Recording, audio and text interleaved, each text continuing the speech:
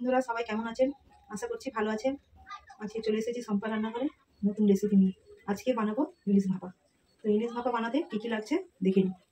সকাল সকাল বাজার থেকে টাটকা ইলিশ মাছ নিয়ে এসেছি। ইলিশ মাছটা কেটে নেব। মাছটি আমরা কেটে ধুয়ে পরিষ্কার করে নিয়েছি। এবার ইলিশ মাছটিকে আমরা ম্যারিনেট করে নেব। তো কি কি দিচ্ছি দেখে নিন। হাফ চা চামচ নুন,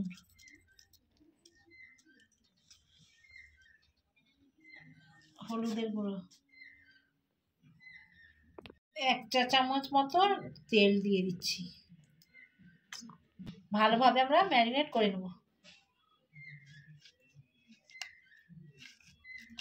5 মিনিট ঢেকে রেখে দেব।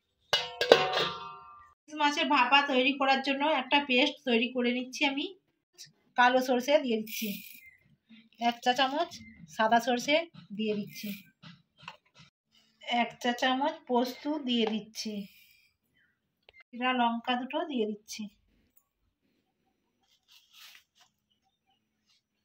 পরিমাণ মতো নুন দিয়ে দিচ্ছি,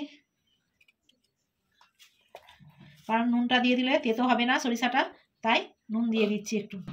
এবার পেস্টটা তৈরি করে নেব। 5 মিনিট ঢাকা খুলে নিচ্ছি। পেস্ট করে রেখেছিলাম দিয়ে দিচ্ছি। হাফ চা চামচ হলুদের গুঁড়ো, স্বাদ মতো নুন, তেল দিয়ে দিচ্ছি।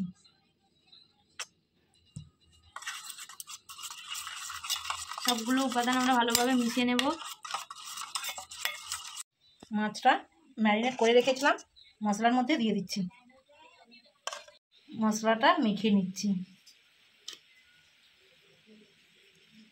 কাঁচা লঙ্কা চিরা দিয়ে দিচ্ছি, ঢাকনা দিয়ে দিচ্ছি।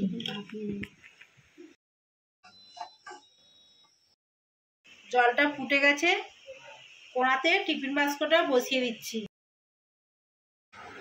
জলের পরিমাণ বেশি হলে টিফিন বাস্কর ভেতরে ঢুকে যেতে পারে। টিফিন বাস্কর ঢাকনা নিচে জলের পরিমাণটা রাখতে হবে। 15 মিনিট ঢেকে রেখে দিই। 15 মিনিট পরে ঢাকাটা খুলে নিচ্ছি। কিছুক্ষণ এটিকে ঠান্ডা করে নেব। ঠান্ডা হয়ে গেছে, ঢাকাটা খুলে দেখে নিচ্ছি।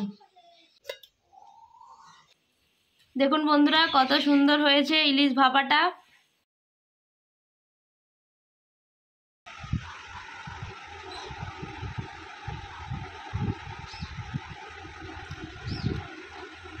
বন্ধুরা ইলিশ ভাপাটা খুব সুন্দর হয়েছে।